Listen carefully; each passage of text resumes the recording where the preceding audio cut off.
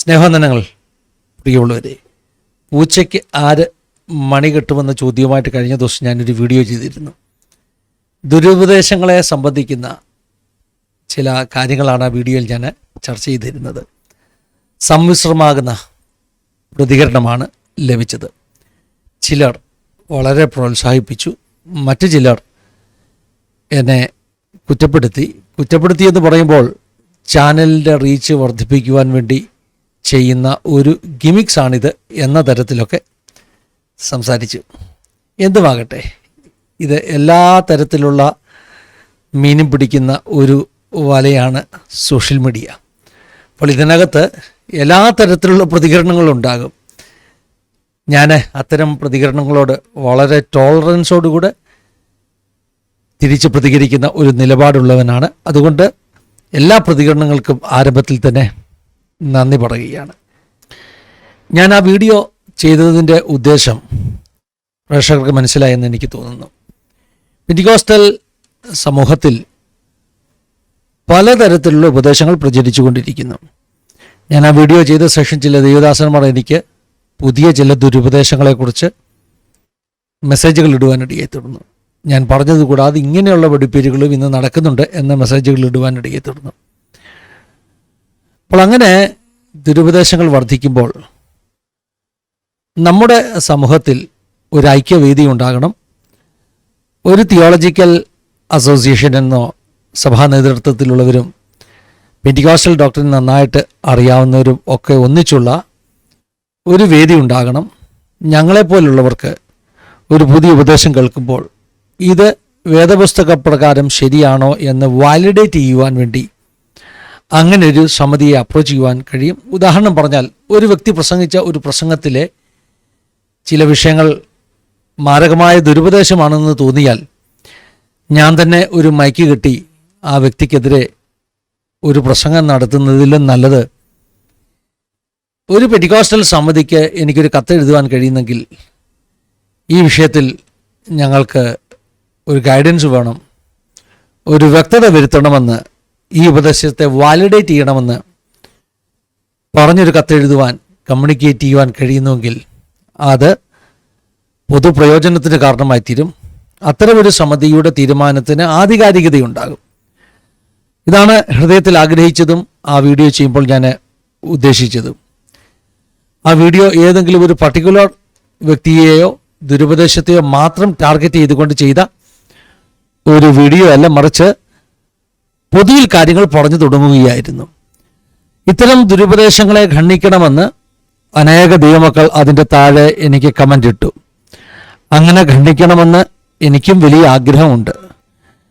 എന്നാൽ പലപ്പോഴും ഈ ദീർഘവർഷങ്ങളിൽ ഇങ്ങനെയുള്ള ദുരുപദേശ ഖണ്ഡനങ്ങൾ ചെയ്തിട്ടുള്ളത് കൊണ്ട് എൻ്റെ ഒരു വിളി ഏതാണ്ട് 2006 മുതൽ പ്രത്യേക നിയോഗം എനിക്കതിലുള്ളത് കൊണ്ട്, ദുരുപദേശങ്ങൾക്കെതിരെ പഠിപ്പിക്കുന്ന ഒത്തിരി വീഡിയോകൾ ഞാൻ ചെയ്തിട്ടുള്ളത് കൊണ്ട്, ഒരുപക്ഷെ ആസാദി മലയാളത്തിലല്ല, പ്രേക്ഷകർക്ക് എത്രമേൽ അറിയുമെന്ന് എനിക്കറിയില്ല.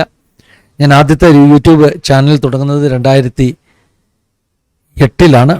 ഇന്നൊക്കെ 10-17 വർഷം മുമ്പ്. ആ ചാനലിൽ ഫിനി മുംബൈ എന്നായിരുന്നു ആ ചാനലിൻ്റെ പേര്. ഒരു 10,000 സബ്സ്ക്രിപ്ഷൻ ഇപ്പോഴുള്ളൊരു ചാനലാണ്. ഇപ്പോഴും ആ ചാനലുണ്ട്, പക്ഷേ ആ ചാനലിൻ്റെ പേര് മാറ്റി ഞങ്ങളിപ്പോൾ ഞങ്ങളുടെ ചർച്ചിൻ്റെ ഒഫീഷ്യൽ ചാനലായിട്ട് അത് ഉപയോഗിക്കുന്നത്, ചർച്ച് ലൈവ് ഒക്കെ വരുവാൻ വേണ്ടി. ആ ചാനലിൽ ആയിരക്കണക്കിന് വീഡിയോ ഉണ്ട്, ഹിന്ദിയിലും. പ്രത്യേകിച്ച് ഞാൻ കൂടുതൽ ഹിന്ദിയിലാണ് വീഡിയോകൾ ആ ചാനലിൽ ദുരുപദേശങ്ങൾക്കെതിരെ ചെയ്തിട്ടുള്ളത്. ഹിന്ദിയിലും മലയാളത്തിലും ഒക്കെ, അല്ലെങ്കിൽ ട്രാൻസ്ലേഷനൊക്കെ വെച്ച് ഓരോരോ കൾട്ട് ഗ്രൂപ്പുകളുടെ പേരെടുത്ത് പറഞ്ഞ ദുരുപദേശങ്ങൾക്കെതിരെ ഞാൻ ഒത്തിരി വീഡിയോ ചെയ്തിട്ടുണ്ട്. 2008 ഞാനൊരു വെബ്സൈറ്റ് തുടങ്ങി പ്രത്യേക നിയോഗത്തോടുകൂടി. ബാക്ക് ടു ബൈബിൾ എന്നായിരുന്നു അതിൻ്റെ പേര്. വിശകലനങ്ങളിലേക്ക് പോകുന്നില്ല. അപ്പോൾ ദുരുപദേശങ്ങൾക്കെതിരെയുള്ള എൻ്റെ പോരാട്ടത്തിൻ്റെ ഒരു അനുഭവം കൊണ്ട് എനിക്കറിയാവുന്ന 2 കാര്യങ്ങൾ പറയാം. ദുരുപദേശങ്ങൾക്കെതിരെ നമ്മൾ പോരാടുമ്പോൾ വളരെ വ്യക്തതയോട്, പ്രാർത്ഥനയോട്, വളരെ സ്റ്റഡി ചെയ്ത് നന്നായി പഠിച്ചു മാത്രമേ ഇത്തരം വിഷയങ്ങളെ കൈകാര്യം ചെയ്യാൻ പാടുള്ളൂ. അതുകൊണ്ട് തന്നെ എൻ്റെ ഇന്നത്തെ ഒരു ശുശ്രൂഷയുടെ പ്രത്യേകതകൾ കൊണ്ട് ചർച്ച് മിനിസ്ട്രി, മീഡിയ മിനിസ്ട്രി, അതുപോലെ ടീച്ചിങ് മിനിസ്ട്രി, ഞങ്ങൾക്കൊരു ഓൺലൈൻ ബൈബിൾ സ്കൂളൊക്കെ ഉണ്ട്. ഇങ്ങനെയുള്ള കുറേ കാര്യങ്ങൾ ചെയ്യുന്നത് കൊണ്ട് പണ്ടത്തെ പോലെ ഒരു പർട്ടിക്കുലർ സബ്ജക്റ്റ് എടുത്ത് ഇരുന്ന് പഠിച്ച് പോടുവാൻ എനിക്ക് സമയം ലഭിക്കുന്നില്ല. ഞാൻ നന്നായിട്ട് വ്യക്തമായിട്ട് പഠിക്കാതെ ഒരു വിഷയത്തെക്കുറിച്ച് സംസാരിക്കാൻ ഇഷ്ടപ്പെടുന്ന ആളല്ല. രണ്ടാമത്തെ ഒരു കാര്യം, ഈ ദുരുപദേശങ്ങൾക്കെതിരെ ഏത് വീഡിയോ ചെയ്താലും ഏത് വ്യക്തിക്കെതിരെയോ അല്ലെങ്കിൽ ഉപദേശത്തിനെതിരെയോ സംഘടനയ്ക്കെതിരെയോ ആണോ നമ്മൾ സംസാരിച്ചത്, ഈ സംഘടനയുടെ ആളുകൾ, ഈ ദുരുപദേശത്തിൻ്റെ ആളുകൾ കടന്നൽ കൂട്ടിൽ കല്ലെറിയുന്നത് പോലെ അങ്ങുണരും. അവർ കേവലം നമ്മുടെ വീഡിയോയുടെ താഴെ വന്ന് കമൻ്റ് ഇടുകയല്ല, മറിച്ച് എവിടുന്നെങ്കിലുമൊക്കെ നമ്മുടെ നമ്പർ സംഘടിപ്പിച്ച്, ആസാദിയുടെ നമ്പർ എല്ലാവരുടെ കയ്യിലുണ്ട്, ചിലരെൻ്റെ പേഴ്സണൽ നമ്പർ എങ്ങനെയെങ്കിലുമൊക്കെ സംഘടിപ്പിച്ച്, ഇനി അതും കിട്ടാത്തവർ എൻ്റെ വൈഫിൻ്റെയോ എൻ്റെ മക്കളുടെയോ നമ്പർ സംഘടിപ്പിച്ച് അതിൽ വിളിക്കും. ചുരുക്കി പറഞ്ഞാൽ 2-3 ദിവസത്തേക്ക് നമുക്ക് രാത്രി ഉറക്കം പോലും കിട്ടാതെ കോൾ വന്നുകൊണ്ടിരിക്കും. ഈ വിളിക്കുന്നവരൊക്കെ ഒരു ടോളറൻസും ഇല്ലാത്തവരാണ്. കാരണം അവർക്കെതിരെ നമ്മൾ സംസാരിച്ചു. ഭീഷണി ഉണ്ടാകാം, അതിനകത്ത് നിൻ്റെ ചാനൽ പൂട്ടിക്കുമെന്ന് പറയുന്നവരുണ്ടാകാം, നിനക്കെതിരെ കേസ് കൊടുക്കുമെന്ന് പറയുന്നവരുണ്ടാകാം. ചുരുക്കി പറഞ്ഞാൽ ഒരു 3-4 ദിവസത്തേക്ക് നമുക്ക് ഊണും ഉറക്കവും ഇല്ലാത്തതുപോലെ പിന്നെ ഇത് കൈകാര്യം ചെയ്യണം. അത് ഭയങ്കര ഡിസ്റ്റർബൻസ് ആണ് ഉണ്ടാക്കുന്നത്. നമ്മുടെ ഫാമിലി ലൈഫിനെ പോലും അത് അഫക്റ്റ് ചെയ്യുന്ന ഒരു തരത്തിലേക്ക് എന്നെ കഴിഞ്ഞൊരു പ്രാവശ്യം പറഞ്ഞതാണ്. സഹോദരൻ, എനിക്കിപ്പോൾ സമയമില്ല, നമുക്ക് സംസാരിക്കാമെന്ന് പറഞ്ഞാൽ ഇവർ ഫോൺ വെക്കാൻ റെഡിയല്ല. അവർ പറയാൻ ഉദ്ദേശിച്ച കാര്യങ്ങൾ, അത് നമുക്കെതിരെയുള്ള പ്രതികരണങ്ങൾ എല്ലാം പറഞ്ഞിട്ടേ വെക്കത്തുള്ളൂ. നമ്മുടെ വീഡിയോയുടെ താഴെ അനേകർ വന്ന് കമൻറ്റുകൾ ഇട്ടു. അതിനകത്ത് ചില കമൻറ്റുകൾ ഞാൻ ശ്രദ്ധിക്കുകയായിരുന്നു കഴിഞ്ഞ വീഡിയോയുടെ താഴെ. എൻ്റെ സ്നേഹിതൻ പ്രിയപ്പെട്ട പാസ്റ്റർ ജസ്റ്റസ് ചന്ദ്രബോസ് മസ്കറ്റിൽ നിന്ന് പ്രിയപ്പെട്ട ജസ്റ്റസ് പാസ്റ്റർ ഇട്ടൊരു കമൻറ്റ് എനിക്ക് ഒത്തിരി ഇഷ്ടപ്പെട്ടു. അദ്ദേഹം പറഞ്ഞത്, ദേവദാസൻ പറഞ്ഞതൊക്കെ വളരെ സത്യമാണ്. ദുരുപദേശങ്ങൾ ഒത്തിരി നമ്മുടെ നടുവിലുണ്ട്. എന്നാലൊരു പ്രശ്നം, വളരെ കാതലായ കാര്യമാണ് അദ്ദേഹം പറഞ്ഞത്. നിങ്ങളുടെ പീസ്ഫുൾ ലൈഫിനെ ഇത് നശിപ്പിക്കും. അതായത് ആരാണോ ദുരുപദേശത്തിനെതിരെ സംസാരിക്കുന്നത്, this will interrupt your peaceful normal schedules as you then have to focus on these subjects. നമ്മൾ നമ്മുടെ ശുശ്രൂഷയൊക്കെ കളഞ്ഞിട്ട് പിന്നെ ഇവർക്കെല്ലാം മറുപടി കൊടുക്കാൻ വേണ്ടി കുത്തിയിരിക്കണം. അപ്പോൾ നിങ്ങൾ ചോദിക്കും, അങ്ങനെ മറുപടി കൊടുക്കണ്ടേ? അവിടെയാണ് ഞാൻ പറയുന്ന പെന്റിക്കോസ്റ്റൽ സമിതിയുടെ ഒരു ഉത്തരവാദിത്വം, അല്ലെങ്കിൽ അങ്ങനെ ഒരു പ്രസ്ഥാനത്തിൻ്റെ ആവശ്യം. ഫിന്നി എന്ന ഒരു വ്യക്തിക്ക് ഈ അണ്ടകടാഹത്തിലെ മുഴുവൻ ദുരുപദേശക്കാരെ ഒറ്റയ്ക്ക് നിന്ന് എതിർക്കാൻ പറ്റുകയില്ല. ഉദാഹരണത്തിന്, ഞാൻ കാൽവിനിസത്തിനെതിരെ സംസാരിക്കുമ്പോൾ തന്നെ അതിൻ്റെ അപ്പുറത്ത് രക്ഷയുടെ ഭദ്രതയ്ക്കെതിരെ സംസാരിക്കാൻ മറ്റൊരാൾ ഉണ്ടാകണം. കാൽവിനിസ്റ്റുകൾ എനിക്കെതിരെ വരുമ്പോൾ രക്ഷയുടെ ഭദ്രതയ്ക്ക് വേണ്ടി വാദിക്കുന്നവർ, ആ ഉപദേശത്തിന് വേണ്ടി വാദിക്കുന്നവർ മറ്റേ ആളുകൾക്ക് പോവും. പക്ഷെ ഇപ്പോൾ അങ്ങനെ ഒരു സംവിധാനമില്ല. ഒറ്റയ്ക്ക് ഈ ദുരുപദേശക്കാർക്കെതിരെ നമ്മൾ നിൽക്കുമ്പോൾ, എൻ്റെ അനുഭവമാകട്ടെ, ചിലപ്പോൾ ഞായറാഴ്ച സഭായോഗം നടക്കുന്നതിൻ്റെ ഇടയ്ക്ക് കോൾ ചെയ്യും. അപ്പം ഞാൻ ഓർത്തിട്ടുണ്ട്, ഇവർക്കൊന്നും ഇത് സൺഡേ ആണ്, ആരാധനയുള്ള സമയമാണെന്ന് പോലും അറിയാതാണ് ഇൻടോളറൻസോട് ആളുകൾ വിളിക്കുന്നത്. നമ്മുടെ പീസ്ഫുൾ ലൈഫ് ഇവർ തകർക്കും. നമ്മുടെ മറ്റൊരു ശുശ്രൂഷയ്ക്കും സമയം കിട്ടുകയില്ല. അതെല്ലാം വിട്ടിട്ട് പിന്നെ ഈ പറയുന്ന ഈ ഒരു തരത്തിലുള്ള ഏകാധിപത്യ സ്വഭാവമുള്ള നമ്മുടേത് കേൾക്കാൻ കേൾക്കത്തില്ല കേട്ടോ. നമ്മൾ എന്ത് പറഞ്ഞാലും കേൾക്കാതെ ഇങ്ങനെ സംസാരിച്ചുകൊണ്ടിരിക്കും. ഇവർക്കെല്ലാം പിന്നെ നമ്മൾ മറുപടി കൊടുക്കേണ്ടി വരും. ഇതൊരു വലിയ ഡിസ്റ്റർബൻസ് ആണെന്ന് എനിക്കറിയാം. അതുകൊണ്ട് ഈ സംഭവം നമ്മൾ ചെയ്യുമ്പോൾ വളരെ ശ്രദ്ധയോടുകൂടെ ചെയ്യണം. കാരണം 2 ദിവസത്തേക്ക് ഉറക്കം കിട്ടത്തില്ലെന്ന് ഉറപ്പുള്ളത് കൊണ്ട് അതിനൊക്കെ തയ്യാറായിട്ട് ചെയ്യണം. എൻ്റെ അനുഭവം കേട്ടോ, ഞാൻ യഹോവ സാക്ഷികൾക്കെതിരെ വീഡിയോ ചെയ്തു. അങ്ങനെ വീഡിയോ ചെയ്തപ്പോൾ കിട്ടിയ ചില ആളുകൾ ഇന്നും എനിക്കെതിരെ ആക്രമിച്ചുകൊണ്ടിരിക്കുകയാണ്. യേശുവിൻ നാമം എന്ന് പറയുന്ന ഉപദേശത്തിനെതിരെ ഞാൻ വീഡിയോ ചെയ്തു. ഒരാൾ എന്നെ വെല്ലുവിളിച്ചിട്ട് ഒരു ഫോട്ടോ ഒക്കെ വെച്ചിട്ട് ഒരു പോസ്റ്ററൊക്കെ അടിച്ചിട്ട് അദ്ദേഹം പറഞ്ഞു, ഇദ്ദേഹം ദുരുപദേശം പ്രസംഗിക്കുന്നു. ദുരുപദേശത്തിനെതിരെ വീഡിയോ ചെയ്ത് എന്നെ ദുരുപദേശക്കാരനാക്കുവാൻ. നമ്മുടെയൊക്കെ വീഡിയോയുടെ താഴെയുള്ള കമൻറ്റ് കാണുമ്പോൾ നമുക്കറിയാം, പലരും ആദ്യം ശ്രമിക്കുന്നതെന്നറിയാം, ഫിന്നി മഹാ ദുരുപദേശക്കാരനാണെന്ന് ആദ്യമേ അടിച്ച് പാഴ്സലാക്കുക. കാരണം അതേ ഉള്ളൂ അവരുടെ ഒരു മാർഗം എന്ന് പറയുന്നത്. അപ്പോൾ എനിക്കെതിരെ വെല്ലുവിളിച്ചൊരു പോസ്റ്റർ, ഞാൻ നിങ്ങളുടെ പേര് നശിപ്പിക്കാൻ പോവുക, എൻ്റെ വാട്സപ്പിൽ മെസ്സേജ് ഇട്ടിട്ട് പറഞ്ഞു, ഇത്ര ദിവസത്തിനാണ് എനിക്ക് മറുപടി വന്നില്ലെങ്കിൽ ഞാൻ ഇങ്ങനെ ചെയ്യും അങ്ങനെ ചെയ്യും. അയാൾ എന്നെ വിളിച്ച കുറേ പേരുകളുണ്ട് കേട്ടോ. ഈ പെന്റിക്കോസ്റ്റൽ ചീത്തയെന്ന് വിളിക്കാൻ വേണമെങ്കിൽ, ഇംഗ്ലീഷിൽ ആ പുള്ളി മെസ്സേജ് ഇട്ട് മൊട്ടത്തലയ എന്നൊക്കെ വിളിക്കുന്നത് പോലെ, കൊടവയറ, എൻ്റെ കുഞ്ഞുങ്ങളൊക്കെ ചിരിക്കുന്നു.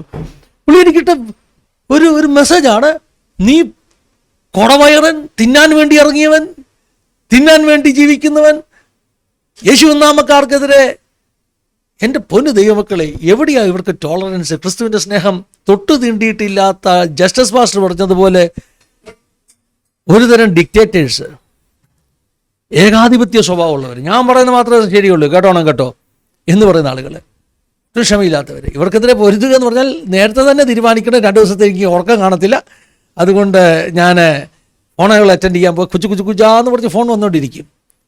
അങ്ങനെയുള്ള കുറേ അനുഭവങ്ങളുണ്ട്. ദുരുപദേശങ്ങൾക്കെതിരെ എൻ്റെ പോരാട്ടം ഇന്നും ഇന്നലെയും തുടങ്ങിയതല്ല. അതുകൊണ്ട് തന്നെ എനിക്ക് തോന്നി ഇതിന് പെന്റിക്കോസ്റ്റൽ സമിതി ഉണ്ടാകണം. എന്നെ സംബന്ധിച്ചിടത്തോളം ഞാൻ വളരെ താഴ്മയോട് സംസാരിക്കുന്ന വ്യക്തിയാണ്. എന്നോട് ഫോൺ വന്നാൽ എന്നെ ചീത്ത വിളിച്ചാലും കട്ട് ചെയ്യാത്ത ആളാണ്.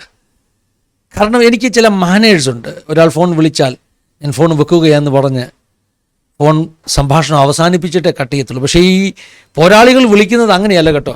പോരാളികൾ വിളിക്കുന്നത് അങ്ങനെയല്ല. അവർക്ക് അങ്ങനെയുള്ള മര്യാദയൊന്നുമില്ല. മതത്തിൻ്റെ ഭ്രാന്ത് പിടിച്ചവരാണ്. തർക്കത്തിൻ്റെ വാഗ്വാദത്തിൻ്റെ ഭ്രാന്ത് പിടിച്ചവരെന്ന് വേദോസ്തത്തിൻ്റെ ഒരു വാക്യമില്ലേ? ഈ ദുരുപദേശക്കാർക്കൊക്കെ അങ്ങനെ ഒരു ഭ്രാന്തുണ്ട്. നിങ്ങളല്ലേ ഒന്ന് തൊട്ടു നോക്കിവരെ, നിങ്ങൾക്ക് മനസ്സിലാകും ഈ തർക്കത്തിൻ്റെ ഭ്രാന്ത് എന്താണെന്ന് ശരിക്കും മനസ്സിലാകണമെങ്കിൽ ഏതെങ്കിലും ഒരു ദുരുപദേശത്തിനെതിരെ വീഡിയോ ചെയ്യുക. നിങ്ങൾക്കറിയാമോ, കഴിഞ്ഞ ഇടയ്ക്ക് ഞാനൊരു ദുരുപദേശത്തിനെതിരെ വീഡിയോ ചെയ്തതുകൊണ്ട് പലരും എന്നെ ഭീഷണിപ്പെടുത്തി ചാനൽ പൂട്ടിക്കും, അൺസബ്സ്ക്രൈബ് ചെയ്യും. ഇങ്ങനെയുള്ള ഭീഷണികളാണ് പിന്നെ കേൾക്കുന്നത്. കാരണം വാഗ്വാദത്തിൻ്റെ മതത്തിൻ്റെ ഭ്രാന്ത് അവർക്ക്. അപ്പോൾ അങ്ങനെയുള്ളവർക്കെതിരെ നമ്മൾ സംസാരിക്കുമ്പോൾ വളരെ സൂക്ഷ്മതയോടുകൂടി വേണം സംസാരിക്കുവാനെന്ന് എനിക്ക് ബോധ്യമായി. തന്നെയല്ല, എന്നെപ്പോലുള്ളവരൊരു വീഡിയോ ചെയ്താൽ നീ ആരടാ ഇതൊക്കെ പറയാൻ, നിനക്കെന്ത് യോഗ്യത എന്ന ചോദ്യം ഉണ്ടാകും. ശരിയാണ്, പാസ്റ്റർ ഫിന്നി ആരാണ്? ആരുമല്ല. ചില പറയും നീ പാസ്റ്ററാണോ, നീ ഒരു യൂട്യൂബർ അല്ലേ? ഓക്കെ, ഞാനൊരു യൂട്യൂബറാണ്. നിന്നെ ആരാ ചുമതലപ്പെടുത്തിയത്? നീ പെന്തക്കോസ്തുകാരുടെ എല്ലാം കൂടെ പൊതുശബ്ദമാണോ? ഇങ്ങനെയുള്ള ചോദ്യങ്ങൾ.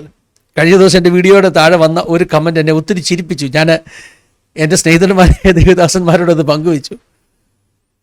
നമ്മുടെ ന്യൂസ് ചാനലിൽ ഞാനിട്ട ഒരു വീഡിയോയുടെ താഴെ ഒരു കമൻറ്റ് വന്നിരിക്കുക കേട്ടോ. ഈ ചാനലല്ല, ന്യൂസ് ചാനലിൽ. ഇതാരാണ് യുദ്ധഭൂമിയിൽ ഒരു പുതിയ ഭടൻ?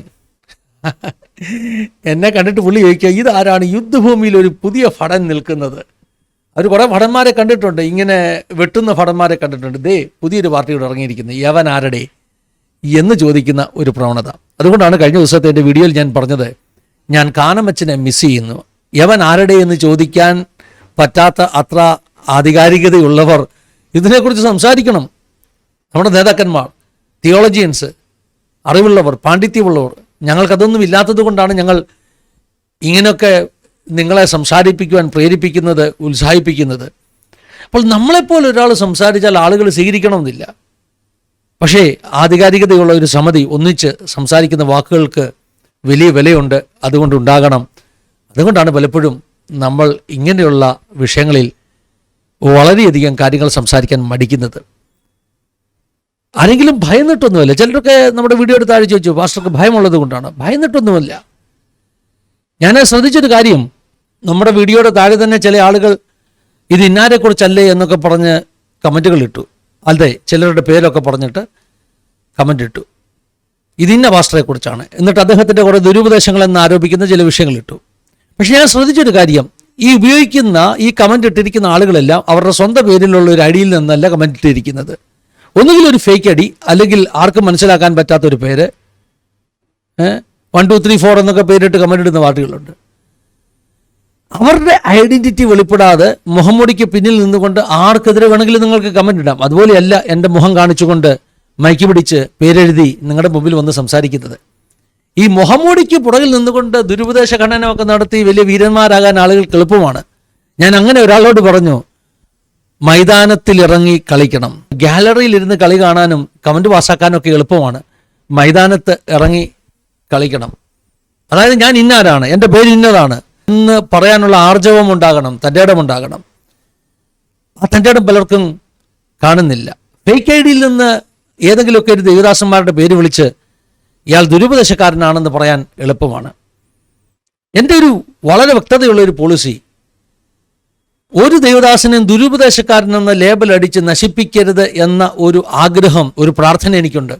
കാരണം നമ്മുടെ സമൂഹത്തിൻ്റെ ഒരു പ്രശ്നമാണ്, ഒരാളെ നശിപ്പിക്കണമെങ്കിൽ, ഇല്ലായ്മ ചെയ്യണമെങ്കിൽ അദ്ദേഹത്തെ ദുരുപദേശക്കാരനെന്ന് ലേബൽ അടിച്ചാൽ മതി. ഇങ്ങനെ കേട്ടിട്ടില്ലേ? ആടിനെ പട്ടിയാക്കി, പട്ടിയെ പേപ്പട്ടിയാക്കി അടിച്ചു കൊല്ലുക. ആദ്യം പറയും ഇത് ആടല്ല, ഇത് പട്ടിയാണ്. പിന്നെ പറയും ഇത് പട്ടിയല്ല കേട്ടോ, പേപ്പട്ടിയാ. പിന്നെ അവനെ അടിച്ചു കൊല്ലും. പെന്തക്കോസ്തിന്റെ അകത്ത് ഒരാളുടെ ശുശ്രൂഷ നശിപ്പിക്കണമെങ്കിൽ എളുപ്പമുള്ള പരിപാടി ഇദ്ദേഹം ദുരുപദേശം പ്രസംഗിക്കുന്നു എന്ന് പറയുക. ഇവിടെ ഒരു പ്രശ്നം, ദുരുപദേശം എന്താണെന്ന് പോലും അറിയാത്ത ആളുകളാണ് ഇങ്ങനെയുള്ള കാര്യങ്ങൾ സംസാരിക്കുന്നത്. എന്താണ് ഈ ദുരുപദേശം? ദുരുപദേശം എന്നതുകൊണ്ട് എന്താണ് അർത്ഥമാക്കുന്നത്? ടീച്ചിങ് ഡിഫറൻസ് ആണോ? ഞാൻ പഠിപ്പിക്കുന്നത് പോലെ അല്ല പുള്ളി പഠിപ്പിക്കുന്നത്, അതുകൊണ്ട് പുള്ളി പഠിപ്പിക്കുന്നത് ദുരുപദേശമാണ്. അങ്ങനെയാണോ? അല്ല. ദുരുപദേശം എന്താണെന്ന് ആദ്യം മനസ്സിലാക്കണം. നമ്മുടെ വീഡിയോയുടെ താഴെ വന്ന ഒരു കമൻറ്റ്, ഞാൻ കുറേ കമൻറ്റുകൾ ശ്രദ്ധിച്ച് നിങ്ങൾക്ക് ചില ഇൻഫർമേഷൻസ് പറയുകയാണ്. ഈ വീഡിയോയുടെ അവസാനം ഞാൻ പറയുന്നുണ്ട് ഇനി അടുത്ത തുടർ നടപടികൾ എന്താണെന്ന്. ഒരു കമൻറ്റ്, പെന്തക്കോസ്തുകാരുടെ ഇടയിൽ ഇന്ന വിഷയങ്ങളെക്കുറിച്ച് വ്യക്തതയുള്ള ഒരു ഉപദേശമില്ല, എല്ലാവരും ദുരുപദേശം പഠിപ്പിക്കുന്നത്. എന്താ വിഷയങ്ങളെക്കുറിച്ചാണ്? ഫാമിലി പ്ലാനിങ്ങിനെ കുറിച്ച്. ഫാമിലി പ്ലാനിങ്ങിനെ കുറിച്ച് ദുരുപദേശം. അതെന്തായിട്ട് സംഭവം നിങ്ങൾക്ക് മനസ്സിലാവുന്നുണ്ടോ? ഫാമിലി പ്ലാനിങ്, ഒരു വീട്ടിൽ എത്ര കുട്ടി ഉണ്ടാകണം എന്നുള്ളത് അത് നിശ്ചയിക്കുന്നത് ആ പേരൻസ് ആണ്. അത് പെന്തക്കോസ്ത് സഭയുടെ ഉപദേശമൊന്നുമില്ല. ഒരു വീട്ടിൽ ഇത്ര കുട്ടി ഉണ്ടാകാനേ പാടുള്ളൂ, അല്ലെങ്കിൽ ഇത്ര കുട്ടികൾ അധികമായിട്ടുണ്ടാകണം, അല്ലെങ്കിൽ ഏതെങ്കിലും തരത്തിലുള്ള ഈ ഫാമിലി പ്ലാനിങ്, കുടുംബാസൂത്രണ മാധ്യമങ്ങൾ ഉപയോഗിക്കുന്നത് തെറ്റാണ് എന്നൊന്നും പെന്തക്കോസ്തുകാർ പഠിപ്പിക്കാറില്ല. പക്ഷെ ഒരു വിദ്വാൻ എഴുതിയിരിക്കുകയാണ് അങ്ങനെയുള്ള വിഷയങ്ങളെക്കുറിച്ച് നമുക്ക് ഏകീകൃതമായ അഭിപ്രായമില്ല. എൻ്റെ പൊന്നു സഹോദര, ഉപദേശം എന്ന് പറയുന്നത് ഫാമിലി പ്ലാനിങ്ങിനെ കുറിച്ചോ, മീശ വെക്കാമോ മീശ വെക്കരുതോ, അല്ലെങ്കിൽ വെള്ള ഷർട്ട് ഇടണോ വെള്ളയല്ലാത്ത ഷർട്ട് ഇടാമോ, പിന്നെന്താ, ഇങ്ങനെ കുറേ കാര്യങ്ങളില്ലേ.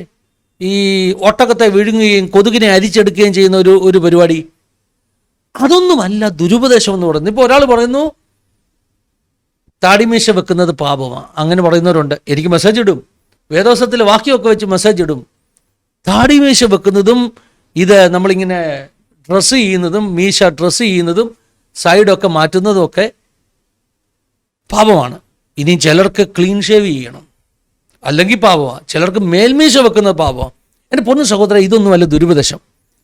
എന്ത് വസ്ത്രം ധരിക്കുന്നു, അല്ലേ, ഏത് കളർ ധരിക്കുന്നു, അതിനെക്കുറിച്ചുള്ള തീരുമാനങ്ങളല്ല ദുരുപദേശം. നിങ്ങൾ മനസ്സിലാക്കണം.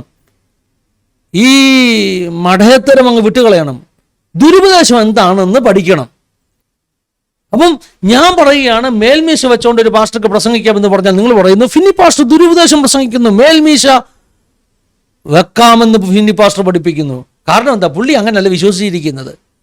എനിക്കൊരാളിനെ അറിയാം, അദ്ദേഹം പറയുന്നത് ഈ നമ്മുടെ പെർഫ്യൂംസ് ഉണ്ടല്ലോ, സ്പ്രേ ഉപയോഗിക്കുന്നത് പാപമാണ്. അപ്പോൾ നിങ്ങൾ പറ, സ്പ്രേ ഉപയോഗിക്കുന്ന പാപമാണ്. ഞാൻ അദ്ദേഹത്തോട് നേരിട്ട് പറഞ്ഞു, നിങ്ങളുടെ അടുക്കൽ വരുന്ന ആളുകൾക്ക് ഈ വിശർപ്പിൻ്റെ ഒക്കെ ദുർഗന്ധം കൊണ്ട് നിങ്ങളിൽ നിന്ന് മാറും. ഒരു സ്നേഹചുംബനമൊക്കെ ചെയ്യാൻ വരുമ്പോഴേ പുള്ളിക്ക് ആകെപ്പാടെ വൈക്ലഭ്യം ഉണ്ടാകും.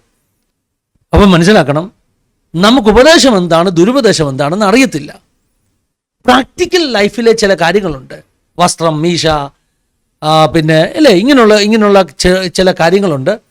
അത് പ്രാക്ടിക്കൽ ലൈഫുമായിട്ടുള്ള ബന്ധത്തിൽ വ്യക്തിപരമായി എടുക്കുന്ന തീരുമാനങ്ങളാണ്. അതിനകത്ത് ഡോക്ട്രിൻ അല്ലെങ്കിൽ ഹെറസി ഇങ്ങനെയുള്ള വിഷയങ്ങൾ അതിനകത്ത് വരുത്തരുത്, വരാൻ പാടില്ല. പിന്നെ എന്താണ് ദുരുപദേശം? ദുരുപദേശം എന്ന് പറഞ്ഞാൽ രക്ഷയെ ബാധിക്കുന്ന തരത്തിൽ കാതലായിട്ടുള്ള വിശ്വാസ സത്യങ്ങളെ ഖണ്ഡിച്ചുകൊണ്ട് പഠിപ്പിക്കുന്നതാണ് ദുരുപദേശം. ഉദാഹരണം പറഞ്ഞാൽ കാൽവിനിസം പഠിപ്പിച്ചാൽ രക്ഷയെ ബാധിക്കുമോ? ഒരു ചോദ്യമാണ്. കാൽവിനിസം പഠിപ്പിച്ചാൽ രക്ഷയെ ബാധിക്കുമോ? കാൽവിനിസം എന്താ? ദൈവത്തിൻ്റെ മുൻനിർണയം. ദൈവം തീരുമാനിച്ചിരിക്കുകയാണ് ആര് രക്ഷിക്കപ്പെടും, ആര് രക്ഷിക്കപ്പെടത്തില്ല. ദൈവത്തിൻ്റെ തീരുമാനം ലംഘിക്കപ്പെടത്തില്ല. അതുകൊണ്ട് നമ്മൾ എന്തൊക്കെ ചെയ്താലും ദൈവം തീരുമാനിച്ചവർ മാത്രമേ സ്വർഗത്തിൽ പോകത്തുള്ളൂ. ഇതിനകത്ത് രക്ഷ ബാധിക്കുന്ന ഉപദേശമുണ്ടോ? ഞാൻ പറഞ്ഞു തരാം. വളരെ അടിസ്ഥാനപരമാകുന്ന ക്രിസ്തീയ വിശ്വാസത്തിൽ വളരെ പ്രധാനപ്പെട്ട ഇവാഞ്ചലൈസേഷനെ തടയുന്ന ഒരു ഉപദേശമാണ് കാൽവിനിസം. കാൽവിനിസത്തിൻ്റെ ഒരു പ്രഭാവം എന്ന് പറയുന്നത്, ഇൻഫ്ലുവൻസ് എന്ന് പറയുന്നത്, കാൽവിനിസം ശക്തി പ്രാപിച്ച ശേഷം ആളുകൾ പറഞ്ഞു ഇനി സുവിശേഷമൊന്നും ആരോടും പറയണ്ട, നമ്മൾ പറഞ്ഞാലും ഇല്ലെങ്കിലും ദൈവം രക്ഷയ്ക്ക് വേണ്ടി ആരെയാണോ മുൻനിർണയിച്ചിട്ടുള്ളവരെ അവരെ ദൈവം രക്ഷിച്ചോളൂ, നമ്മളെന്തിനാ ഈ മെനക്കെട്ട് സുവിശേഷം പറയുന്നത്? അപ്പോൾ സുവിശേഷീകരണത്തെ ഇല്ലായ്മ ചെയ്ത ഡോക്ടറിനാണ് കാൽവിനിസം. കാൽവിനിസത്തിൻ്റെ ഏറ്റവും വലിയൊരു ആഫ്റ്റർ എഫക്റ്റ് ആയിരുന്നു ഇവാഞ്ചലൈസേഷൻ. മിഷണറി വർക്ക് ഇല്ലാതാക്കി മാറ്റി. പോകുവിൻ, ശിഷ്യരാക്കുവിൻ, അതായത് വിറ്റ്നസ് ആകണം, സാക്ഷികളാകണം ഭൂമിയുടെ അറ്റത്തോളം എന്ന യേശുവിൻ്റെ കൽപ്പനയെ ലംഘിക്കുന്ന ഒരു ചിന്താഗതിയിലേക്ക് ജനത്തെ തള്ളിവിട്ടു. എന്ത്? കാൽവിനിസത്തിൻ്റെ പ്രഭാവം. സുവിശേഷീകരണം എന്ന ദൈവസഭയുടെ അടിസ്ഥാന ദൗത്യത്തെ തകർത്ത ഒരു ഉപദേശമാണ് കാൽവിനിസം. അപ്പോൾ കർത്താവായ യേശു ക്രിസ്തുവിൻ്റെ കൽപ്പന, ഭൂമിയുടെ അറ്റത്തോളം പോകാനുള്ള കൽപ്പന, ആ കൽപ്പനയെ നിരുത്സാഹപ്പെടുത്തുന്ന ഡോക്ടറിൻ എന്ന നിലയിൽ അതൊരു ദുരുപദേശമാണ്. നിങ്ങൾ മനസ്സിലാവുന്നുണ്ട് എന്താ ഈ ദുരുപദേശം എന്ന് പറഞ്ഞാൽ? ദുരുപദേശം എന്ന് പറഞ്ഞാൽ ഓരോ കാലഘട്ടത്തിലും ഓരോ ആളുകൾക്ക് ഉള്ള വിശ്വാസങ്ങളുണ്ട്. എൻ്റെ മാതൃസഭയിൽ പണ്ട് നടന്നൊരു സംഭവം കേട്ടോ. അന്ന് കേരളത്തിലൊന്നും ഈ പാൻസ് അത്ര പോപ്പുലർ അല്ല. ഇന്നെല്ലാ പാസ്റ്റർമാരും പാൻ്റാണ് ഇടുന്നത്. ഇന്ന് പാസ്റ്റർമാർ മുണ്ടും നല്ല ഖദർ ഷർട്ടും നല്ല വൈറ്റ് ഷർട്ടും ഒക്കെ ഇട്ട് ഒരു പൊടി രാഷ്ട്രീയക്കാരെ പോലെയാണ് ഇന്ന് കൂടുതൽ കറങ്ങുന്നതെന്ന് എനിക്ക് തോന്നുന്നു. പക്ഷേ കുറച്ച് നാൾ മുമ്പേ എല്ലാ പാസ്റ്റർമാരും കറുത്ത പാൻറ്റും വെള്ള ഷർട്ടും ആയിരുന്നു. അത് മാറി വന്നു, പിന്നെയും മുണ്ടും വെള്ള ഷർട്ടും ഒക്കെ ഇടുന്ന ഒരു പതിവിലേക്ക് വന്നു. എന്തായാലും പണ്ട് ഈ മുണ്ട് മാത്രം ഉടുത്തിരുന്ന കാലത്ത് ഞങ്ങളുടെ ചർച്ചിൽ ഒരു പാസ്റ്റർ ആദ്യമായിട്ട് പാൻസ് ഇട്ടു. ശ്രദ്ധിച്ച് കേൾക്കണം, എൻ്റെ മാതൃസഭയിലെ കഥയാണ് പറയുന്നത്. ആ പാൻസ് ഇട്ടതിൻ്റെ പേരിൽ അന്ന് ചർച്ചിൽ അദ്ദേഹത്തെ കൊണ്ട് കത്രമേശ നടത്തിച്ചില്ല. പാസ്റ്റർ മുണ്ടുടുത്തുകൊണ്ട് കത്രമേശ നടത്തണം. എൻ്റെ പൊന്നു മാളൂരെ, അതിനകത്ത് എന്തെങ്കിലും ദുരുപദേശമുണ്ടോ? പാൻസ് ആണോ മുണ്ടാണോ? ദുരുപദേശമുണ്ടോ? അതിനകത്ത് ദുരുപദേശമൊന്നുമില്ല. പക്ഷെ നമ്മുടെ ആൾക്കാർ അങ്ങനെ പഠിച്ചു വെച്ചിരിക്കുക. ഇനി ഞാൻ പറഞ്ഞുതരാം, ഇഷ്ടംപോലെ സാധനം എൻ്റെ കയ്യിലുണ്ട്. ഞാനൊരു പഴയ പെന്തക്കോസ്തുകാരനാണ്. പെന്തക്കോസ്തിൻ്റെ 3-ാം തലമുറയാണ്. ഞങ്ങളുടെ വീട് പണിതിനെ കുറിച്ചൊരു കഥയുണ്ട്. ഞങ്ങളുടെ വീട് പണിയുമ്പോൾ, പ്രത്യേകിച്ചും അടുക്കള പണിയുന്ന സമയത്ത്, ഈ കോൺക്രീറ്റ് ചെയ്യാൻ വേണ്ടി കമ്പി ഇറക്കി, കമ്പി മെറ്റൽ എന്ന് പറയത്തില്ലേ, കമ്പി മെറ്റിലും ഇറക്കി തട്ട് പണിയാൻ, കോൺക്രീറ്റ് ചെയ്യാൻ. അന്ന് റാന്നിക്കാരനാകുന്ന വളരെ പ്രസിദ്ധനാകുന്ന ഒരു ദൈവദാസൻ്റെ പ്രസംഗത്തിന് എൻ്റെ അപ്പച്ചൻ പോയി. അദ്ദേഹം തകർത്ത് പ്രസംഗിച്ചു. പേര് ഞാൻ പറയുന്നില്ല. റാന്നിക്കാരനാകുന്ന അന്നത്തെയും ഇന്നത്തെയും ഒക്കെ ആളുകൾ അറിയുന്ന ഒരു ദൈവദാസനാണ്. അദ്ദേഹം തകർത്ത് പ്രസംഗിച്ചു. എന്താ പ്രസംഗം? തട്ടിട്ട വീട്ടിൽ പാർക്കരുത്, കർത്താവ് വന്നാൽ നീ എടുക്കപ്പെടത്തില്ല. ഞങ്ങളുടെ അപ്പച്ചൻ പിറ്റേ ദിവസം രാവിലെ ഞങ്ങളുടെ അയൽവക്കത്തുകാരനായ ഒരാളിനെ വിളിച്ചിട്ട് പറഞ്ഞു, എടാ നീ ഇതെല്ലാം എടുത്തുകൊണ്ട് പോയി, എനിക്ക് സ്വർഗത്തിൽ പോകണം, തട്ടിട്ട വീട്ടിൽ ഞാൻ പാർക്കത്തില്ല. എൻ്റെ പൊന്നു ദൈവങ്ങളെ, അതിനകത്ത് ഉപദേശമോ ദുരുപദേശമോ ഉണ്ടോ? അതിനകത്ത് പ്രാക്ടിക്കൽ ലൈഫിലെ ചില കാര്യങ്ങളെ ദൈവദാസന്മാർ പഠിപ്പിച്ച് വഷളാക്കി ഉപദേശവും ദുരുപദേശവും ഒക്കെ ഉണ്ടാക്കി ചെയ്യുന്നത്. അപ്പോൾ ഇതൊന്നുമല്ല ഉപദേശവും ദുരുപദേശവും എന്ന് പറയുന്നത്. ഇതൊക്കെ നമ്മുടെ അമിതമാകുന്ന വ്യാഖ്യാനങ്ങളും ഈ സ്വന്തം മനസാക്ഷിയിൽ ചൂടുവെച്ചിട്ട്, അങ്ങനെ ഒരു വാക്യമുണ്ട് കേട്ടോ, തിമോഥെയോസിനോട് പൗലോസ് പറയുന്നത്. ദൈവജനത്തിലുള്ളതൊന്നുമില്ല, നമുക്ക് സ്വന്തം മനസാക്ഷി ചൂടുവെച്ചിട്ട് അങ്ങ് രാജാവിനെക്കാട്ടിലും വലിയ രാജഭക്തന്മാരായിട്ട്, ദൈവത്തെക്കാട്ടിലും വലിയ ഭക്തന്മാരായിട്ട്, ദൈവം ചെയ്യാൻ പറയാത്ത കാര്യങ്ങൾ പോലും ദൈവത്തെ സന്തോഷിപ്പിക്കാൻ വേണ്ടി ചെയ്യുന്ന ആളുകളുണ്ട്. കർമ്മമാർഗമാണ് ഇത്. പ്രവർത്തിച്ചെങ്കിൽ മാത്രമേ ദൈവം സന്തോഷിക്കത്തുള്ളൂ. കൃപയിൽ ഹൃദയത്തെ ഉറപ്പിക്കാത്തവർ. ഞാൻ പറയട്ടെ, ദുരുപദേശം എന്താണെന്ന് നമ്മൾ മനസ്സിലാക്കണം. രക്ഷയെ ബാധിക്കുന്ന ഉപദേശങ്ങൾ ആരൊക്കെ പഠിപ്പിക്കുന്നുവോ കണിശമായിട്ട് കൃത്യമായിട്ട് ആ ഉപദേശങ്ങളെ ഖണ്ഡിക്കണം. ഞാൻ പറഞ്ഞല്ലോ, ഞാൻ ഈ വിഷയങ്ങളെക്കുറിച്ച് ഇനിയും സംസാരിക്കുന്നത് വളരെ കുറച്ചതാണ്. ഇതിൻ്റെ സമ്മതി ഉണ്ടാകണം, ആളുകൾ സംസാരിക്കണം എന്നൊക്കെ ഞാൻ കഴിഞ്ഞ വീഡിയോയിലും പറഞ്ഞു. കാരണം ഇതിൻ്റെ ഒരു ഭവിഷ്യത്ത് എനിക്കറിയാം. നമ്മുടെ ഉറക്കം കെടുത്തിക്കളയും. എന്നാൽ നമ്മുടെ ഉപദേശത്തെ സപ്പോർട്ട് ചെയ്യുന്ന ആളുകൾ നിശബ്ദരായിരിക്കും. അവർ ഗാലറിയിൽ ഇരുന്ന് കളി കണ്ടുകൊണ്ടിരിക്കും. നമ്മുടെ തകർച്ച കാണാനും ഇല്ലായ്മ കാണാനും. നിങ്ങൾക്കറിയാമോ, എതിർ പ്രാർത്ഥനകൾ, ഈ ദുരുപദേശക്കാരായ ആളുകൾ നമുക്കെതിരെ ശക്തമായി പ്രാർത്ഥിച്ചു കളയും, ഉപസിച്ചു കളയും. എന്നെ വെല്ലുവിളിച്ചിട്ടുണ്ട്. ഇത്ര ദിവസത്തിനകം നിനക്കിങ്ങനെ സംഭവിക്കാൻ പോകുക, കാരണം നീ ഞങ്ങളുടെ ഉപദേശത്തിനെതിരെ സംസാരിച്ചു എന്ന് വെല്ലുവിളിക്കുന്ന ആളുകളുണ്ട്. അവർ പ്രാർത്ഥിച്ചു കളയും. ഇതിനെയെല്ലാം റെസിസ്റ്റ് ചെയ്തുകൊണ്ട് വേണം നമ്മൾ നിൽക്കാൻ. ഈ ദുരുപദേശങ്ങൾ എന്ന് പറയുന്നത്, അതിൻ്റെ പിന്നിൽ ഒരു വലിയ സാത്താന്യ ശക്തിയുണ്ട്. വെളിച്ചദൂതൻ്റെ വേഷം ധരിക്കുന്ന സാത്താന്യ ഡിപ്പാർട്ട്മെൻ്റ് അതിൻ്റെ പിന്നിൽ. സാധാരണ ദുഷ്ടഭൂതങ്ങളെ പോലെയല്ല ഈ ദുരുപദേശങ്ങളുടെ പിന്നിൽ വ്യാപരിക്കുന്ന അന്ധകാരങ്ങൾ. വലിയ റെസിസ്റ്റൻസ് പവർ. കാരണം ചർച്ചിൻ്റെ അകത്ത് കളിക്കുന്നതാണ്. ചർച്ചിൻ്റെ അകത്ത് കളിക്കുന്ന വെളിച്ചദൂതൻ്റെ വേഷം ധരിക്കുന്ന ആ ഒരു അന്ധകാര ശക്തി, അത് പ്രത്യേക ഒരു ഡിപ്പാർട്ട്മെന്റ്. അതിനെതിരെ പോരാടണമെങ്കിൽ ശരിക്കും അപ്പോസ്തോലിക അധികാരത്തോടു കൂടെ നിന്നെങ്കിലേ പറ്റുകയുള്ളൂ.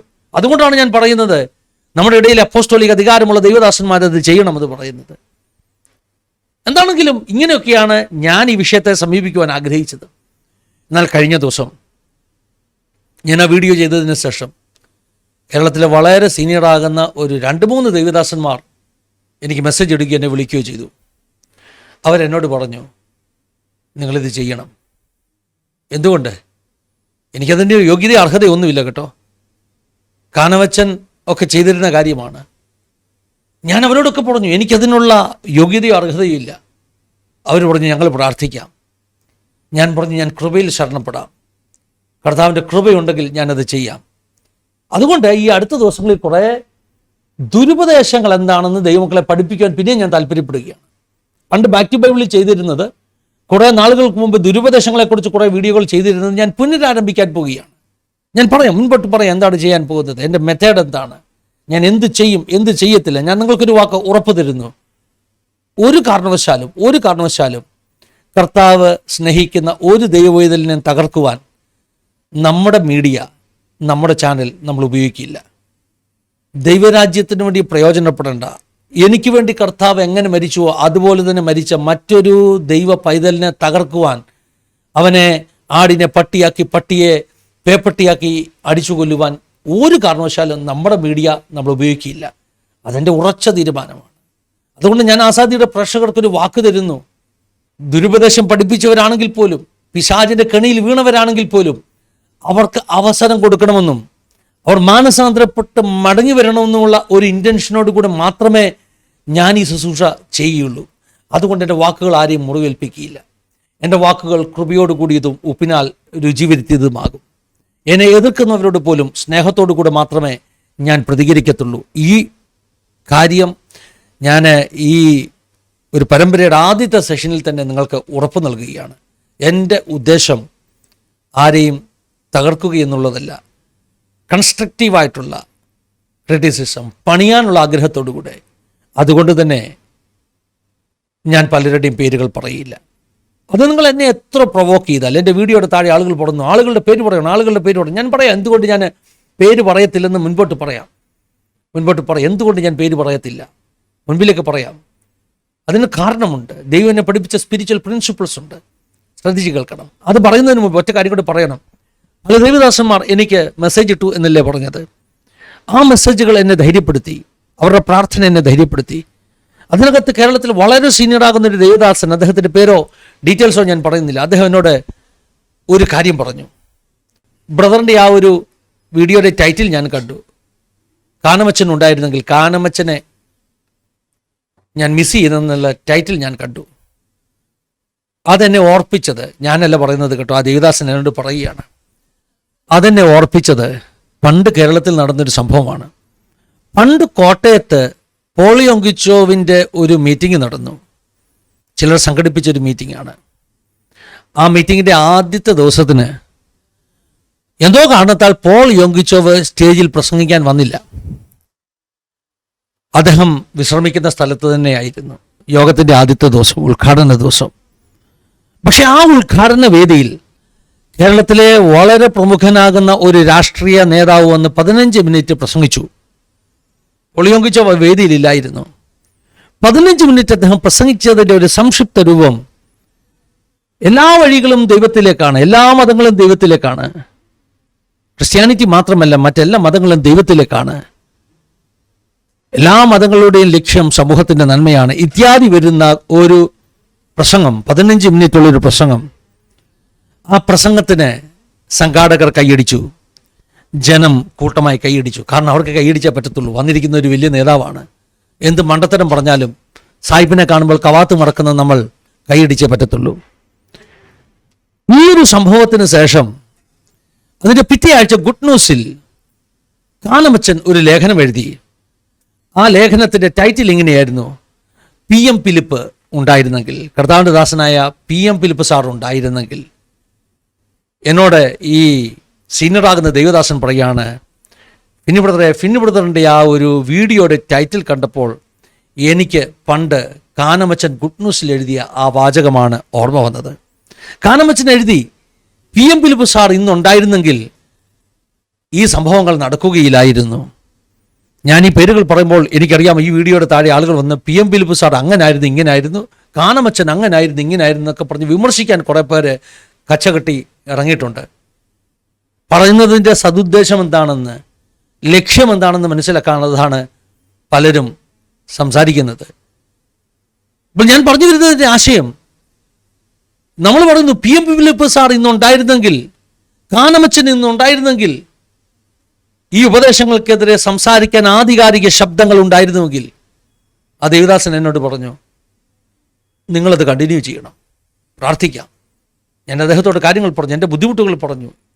എന്നെ ആരും കേൾക്കുകയില്ല. ഇവൻ ആരടാ ഒരു പുതിയ ഭടൻ ദേ യുദ്ധഭൂമിയിൽ ഇറങ്ങി നിൽക്കുന്നു എന്ന് ചോദിക്കുന്ന ആളുകളുണ്ട്. അദ്ദേഹം പറഞ്ഞു, ഞങ്ങൾ പ്രാർത്ഥിക്കാം, സംസാരിക്കണം. അതുകൊണ്ട് ഞാനൊരു തീരുമാനം എടുത്തു. ഇന്നലെ എടുത്ത തീരുമാനമാണ് കേട്ടോ, ഒരു ബലിയാടാകാനുള്ള തീരുമാനം. എനിക്കറിയാം ഈ ഒരു ദുരുപദേശങ്ങൾക്കെതിരെ സംസാരിക്കുന്നത് കൊണ്ട് അത് എൻ്റെ ശുശ്രൂഷയിലെ പല മേഖലകളെയും ജസ്റ്റിസ് മാസ്റ്റർ പറഞ്ഞ പോലെ ബാധിക്കും. എൻ്റെ സ്വസ്ഥ ജീവിതത്തെ ബാധിക്കും. എൻ്റെ മറ്റ് ശുശ്രൂഷകൾക്ക് സമയമില്ലാത്തത് വണ്ണം വളഞ്ഞിട്ട് ആക്രമിക്കുവാൻ ഈ ദുരുപദേശക്കാരുടെ ഫോളോവേഴ്സ് എഴുന്നേറ്റ് വരും. എങ്ങും നിന്നും എനിക്കൊരു സപ്പോർട്ട് കിട്ടുകയില്ല. പക്ഷേ ദൈവരാജ്യത്തിന് വേണ്ടി, സത്യത്തിന് വേണ്ടി, സത്യവചനത്തിന് വേണ്ടി ഒരു ബലിയാടാകാൻ ഞാൻ അങ്ങ് തയ്യാറാകുകയാണ് എന്ന് ഇന്നലെ എങ്ങനെയോ എൻ്റെ മനസ്സിൽ ഞാൻ പ്രാർത്ഥിച്ചു. ആ ഒരു പ്രാർത്ഥനയും ദേവദാസന്മാർ തന്ന ധൈര്യവും ബലവുമാണ് എന്നെക്കൊണ്ട് ഈ ദിവസങ്ങളിൽ പിന്നെയും ചില വീഡിയോ ചെയ്യുവാൻ പ്രേരിപ്പിക്കുന്നത്. പക്ഷേ ഞാൻ പറഞ്ഞല്ലോ, ഉറച്ച പോളിസിയോടുകൂടെ മാത്രമേ ഞാൻ ഈ കാര്യങ്ങൾ ചെയ്യുകയുള്ളൂ. കാരണം എനിക്കറിയാം, ഈ മുമ്പ് പറഞ്ഞ പോലെ ആടിനെ പട്ടിയെ പേപ്പട്ടിയാക്കി അടിച്ചു കൊല്ലുന്ന സിസ്റ്റം നമ്മുടെ ഇടയിലുണ്ട്. നിങ്ങൾക്കറിയാമോ, എന്നെ ദുരുപദേശക്കാരനാക്കാൻ ശ്രമിച്ചവരുണ്ട്. കാരണം ഇതൊരു ആയുധമാണ് കേട്ടോ.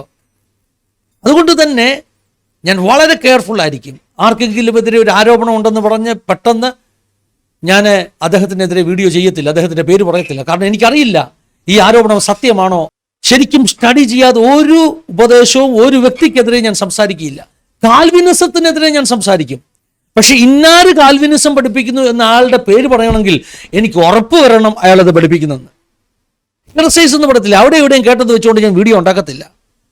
കാരണം എനിക്കറിയാം ഞാൻ എന്താണ് ചെയ്യുന്നത്. ഇത് ദൈവരാജ്യത്തിൻ്റെ കാര്യങ്ങളാണ്. എന്നോട് കൂടെ യുദ്ധം ചെയ്യുന്ന സഹഭടനെ എൻ്റെ കയ്യിലിരിക്കുന്ന തോക്ക് വെച്ച് വെടിവെച്ച് വീഴ്ത്തുക എന്ന് പറഞ്ഞാൽ രാജ്യദ്രോഹമാണ്. ഞാനത് ചെയ്യുകയില്ല. ദൈവരാജ്യം എന്താണെന്ന് എനിക്കറിയാം.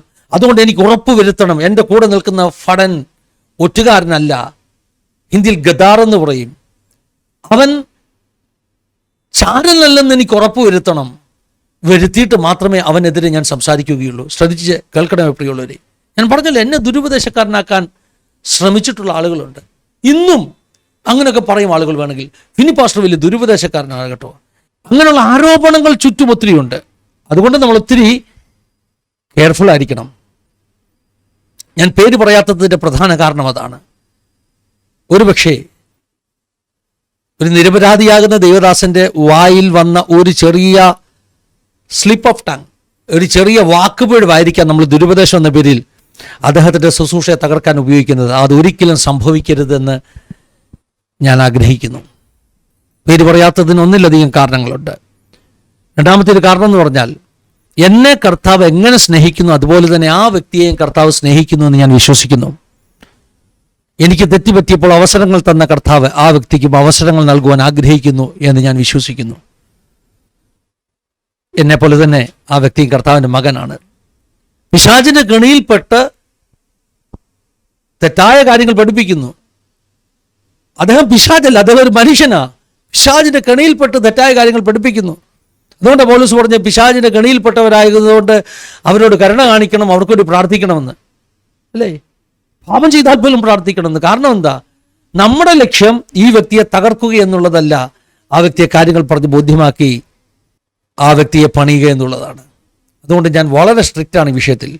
ഞാൻ ഒരാളുടെ പേര് പറഞ്ഞ ചാനലിൽ കൂടെ 1,00,000-ലധികം സബ്സ്ക്രിപ്ഷനുള്ള ആസാദി മലയാളത്തിലൂടെ ഒരാളുടെ പേര് പറഞ്ഞു ഇയാൾ ദുരുപദേശക്കാരനാണെന്ന് പറഞ്ഞാൽ അദ്ദേഹം നാളെ തൻ്റെ ഉപദേശം തെതിച്ച് റിപ്പൻറ്റ് ചെയ്ത് തിരിച്ചു വന്നാലും പിന്നെ അദ്ദേഹത്തിൻ്റെ ശുശ്രൂഷയ്ക്ക് ഞാനിട്ട ആ കറുത്ത ആ ഒരു ബ്ലാക്ക് മാർക്ക് അവിടെ കിടക്കും. അതുണ്ടാകാൻ പാടില്ല. നാളെയും കർത്താവ് വ്യക്തി ഉപയോഗിക്കണം. അവർ God is a God of second chance. ദൈവം അവസരങ്ങൾ നൽകുവാൻ ഉപയോഗിക്കുന്നു. അതുകൊണ്ട് എൻ്റെ നാവ് കൊണ്ട് പേര് പറയിക്കണമെന്ന് ഒത്തിരി ശഠിക്കുന്നവർ, പ്രൊവോക്ക് ചെയ്യുന്നവർ എങ്ങനെയൊക്കെ പ്രൊവോക്ക് ചെയ്യുന്നതെന്ന് അറിയാം. നിങ്ങൾ ദൈവസന്നിധി കണക്ക് ബോധിപ്പിക്കേണ്ടി വരും. എന്തുകൊണ്ട്? ഞാൻ അയാളുടെ പേര് പറഞ്ഞില്ലെന്ന് പറഞ്ഞു. കർത്താവ് സബാഷ് മോനെ, നീ എൻ്റെ മോനാടാ, അതുകൊണ്ടാണ് നീ പേര് പറയാഞ്ഞത്. കാരണം എൻ്റെ ഹൃദയമാണ് നിനക്കുള്ളത്. യേശുവിൻ്റെ ഹൃദയം പ്രാപിച്ചവർക്ക് അത് ചെയ്യാൻ പറ്റത്തില്ല. ദൈവരാജ്യത്തെ സ്നേഹിക്കുന്നവർക്ക് അത് ചെയ്യാൻ പറ്റത്തില്ല. ഞാൻ ഇനി വിശദമായി പറയാം. ഞാനൊരു വ്യക്തിയുടെ പേര് പറയണമെങ്കിൽ ശ്രദ്ധിച്ച് കേൾക്കണം. ഞാനൊരു വ്യക്തിയുടെ പേര് പറയണമെങ്കിൽ ഞാൻ വെച്ചിരിക്കുന്ന ചില പ്രിൻസിപ്പിൾസ് ഉണ്ട്. ആരുടെ ദുരുപദേശത്തിനെതിരെ സംസാരിച്ചാലും ആദ്യം ആ വ്യക്തിയുമായിട്ട് ഞാൻ നേരിട്ട് സംസാരിക്കും. ആ വ്യക്തിക്ക് ഞാൻ മെസ്സേജ് അയക്കും, ഫോൺ ചെയ്യും, അല്ലെങ്കിൽ വാട്സപ്പിൽ മെസ്സേജ് അയക്കും. ഇന്ന വിഷയത്തിൽ എനിക്ക് നിങ്ങളിൽ നിന്നൊരു ക്ലാരിഫിക്കേഷൻ ആവശ്യമാണ്. ഇത് നിങ്ങൾ പഠിപ്പിക്കുന്നുണ്ടോ? ഇപ്പം തന്നെ ലിസ്റ്റ് പറഞ്ഞ കാര്യങ്ങളില്ല. ഇന്ന കാര്യങ്ങൾ ഇന്നാര് പഠിപ്പിക്കുന്നു. ഞാനത് സോഷ്യൽ മീഡിയയിൽ പോസ്റ്റ് ചെയ്യത്തില്ല. നേരിട്ട് ആ വ്യക്തിയോട് പറയും, ഇന്ന കാര്യങ്ങൾ നിങ്ങൾ പഠിപ്പിക്കുന്നതിനെ കുറിച്ച് എനിക്ക് ക്ലാരിഫിക്കേഷൻ ആവശ്യമാണ്. നിങ്ങളിത് നിഷേധിക്കുമോ? ആരുടെയെങ്കിലും പേര് ഞാൻ പറയുന്നതിന് മുമ്പ് നിശ്ചയമായിട്ട് ആ വ്യക്തിക്ക് വേണ്ടി ഞാൻ പ്രാർത്ഥിച്ചിരിക്കും. എൻ്റെ ഒരു തീരുമാനം കേട്ടോ. ഒരാളെ വിമർശിക്കുന്നതിന് മുമ്പ്, വ്യക്തിപരമായ പേരെടുത്ത് പറയുന്നതിന് മുമ്പ് ആ വ്യക്തിക്ക് വേണ്ടി കുറഞ്ഞത് ഒരു ദിവസമെങ്കിലും ഉപവസിച്ച് പ്രാർത്ഥിക്കാതെ, കണ്ണുനീരോടുകൂടെ പ്രാർത്ഥിക്കാതെ, കർത്താവെ വ്യക്തിയെ യഥാസ്ഥാനപ്പെടുത്തണമെന്ന് പ്രാർത്ഥിക്കാതെ എനിക്ക് ആ വ്യക്തിയുടെ പേര് പബ്ലിക്കിൽ പറയാനുള്ള അവകാശമില്ലെന്ന് വിശ്വസിക്കുന്ന ഒരു ദേവദാസനാണ് ഞാൻ. വെട്ടിത്തുറന്ന് വാഗൊണ്ട് എൻ്റെ കൂട്ടു സഹോദരനെ സമൂഹത്തിൽ ഞാൻ തുറന്നു കാട്ടിയിട്ട് അവൻ്റെ തകർച്ചയിൽ സന്തോഷിക്കുവാൻ എനിക്ക് പറ്റത്തില്ല.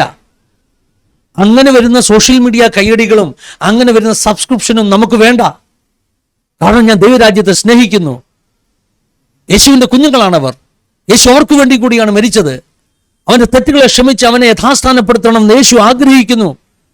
അതുകൊണ്ട് എന്നെ കേൾക്കുന്ന പ്രിയമുള്ളവരെ, നിങ്ങൾ എന്നെ എത്ര പ്രൊവോക്ക് ചെയ്താലും, അല്ലേ, നിങ്ങൾക്ക് ധൈര്യമില്ലാത്തതുകൊണ്ടാണ്, അല്ലെങ്കിൽ ഈ പണിക്ക് നിൽക്കരുത് എന്നൊക്കെ നിങ്ങൾ മറ്റു പലരെയുമാണ് കാണുന്നത്. അവരത് പറയട്ടെ, അവർക്ക് കിട്ടിയ കൺവിക്ഷനിൽ അവർ നിൽക്കട്ടെ.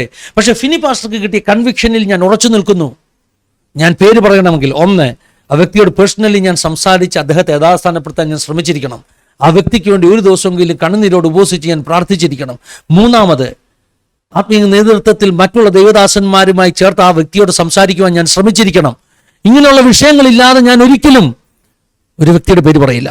ഇത്രയുമൊക്കെ ചെയ്തിട്ടും ആ വ്യക്തി തൻ്റെ ദുരുപദേശം ത്യജിക്കുവാൻ തയ്യാറല്ല എങ്കിൽ ഞാൻ ഒരു പക്ഷേ പരസ്യമായി ആ വ്യക്തിയുടെ പേര് പറയും.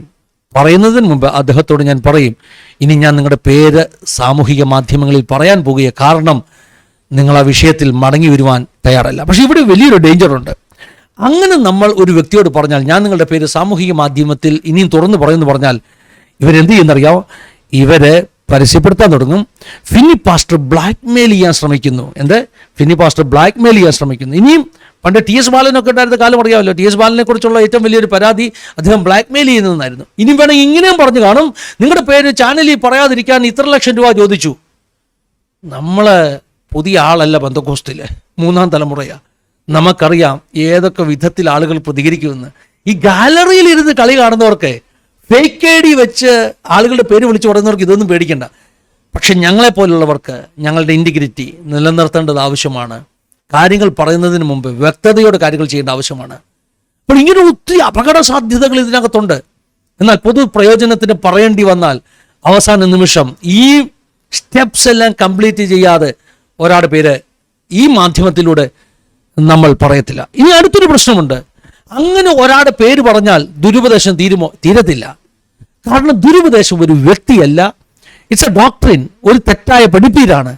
ഉദാഹരണം പറഞ്ഞാൽ, ജോണച്ചായൻ ഒരു ദുരുപദേശം പഠിപ്പിച്ചു. അത് മത്തായിച്ചായനും സുരേഷ് ബ്രദറും എല്ലാം അങ്ങ് പഠിച്ചു. ശരി, മത്തായിച്ചായൻ, ചാണ്ടിച്ചായൻ, സുരേഷച്ചായൻ ഇവരെല്ലാം എന്ത് ചെയ്തു? ഈ ദുരുപദേശം പഠിച്ചു. ഇപ്പോൾ ജോണച്ചാൻ ഒരാളാണ്. ഞാൻ ജോണച്ചാൻ ദുരുപദേശം പഠിപ്പിക്കുന്നുവെന്ന് ഞാൻ മാധ്യമത്തിൽ വന്ന് പറഞ്ഞു. പക്ഷെ ജോണച്ചാൻ പഠിപ്പിച്ച 4 അച്ചായന്മാർ താഴെ നിൽക്കുക. ഈ നെറ്റ്വർക്ക് മാർക്കറ്റിങ്ങിൻ്റെ കാര്യം പറഞ്ഞ പോലെ ഇതങ്ങ് ചെയിൻ റിയാക്ഷൻ പോലെ അങ്ങ് പോവുക. എന്നിട്ട് ഈ സുരേഷച്ചാൻ ചെന്നിട്ട് ചാണ്ടിച്ചാനെയും മറിയാമ്മച്ചേടത്തിയും എല്ലാം പഠിപ്പിച്ചു. അപ്പം ഇങ്ങനെ ചെയിൻ അങ്ങ് വ്യാപിക്കുക. ഞാൻ ജോണച്ചാനെ മാത്രം സമൂഹത്തിന് മുമ്പിൽ പബ്ലിക്കലി പറഞ്ഞ് ഞാൻ അദ്ദേഹത്തെ മാത്രം ക്ലോസ് ചെയ്തു. പിന്നെ ഈ ആളുകൾ ഇനി ജോണച്ചാൻ്റെ കേൾക്കത്തില്ല. പക്ഷേ എൻ്റെ പൊന്നു സഹോദരന്മാരെ, ജോണച്ചാൻ പഠിപ്പിച്ചിട്ട് ഒരു 50 അച്ചായന്മാരും അമ്മമ്മമാരും താഴെ നിൽക്കുക. അവരുടെ പേര് എനിക്ക് പറയാൻ പറ്റത്തില്ല. അതുപോലെ വ്യാപിച്ചു, ദുരുപദേശങ്ങൾ വ്യാപിച്ചു. ഇനിയിപ്പോൾ എന്താ മാർഗം?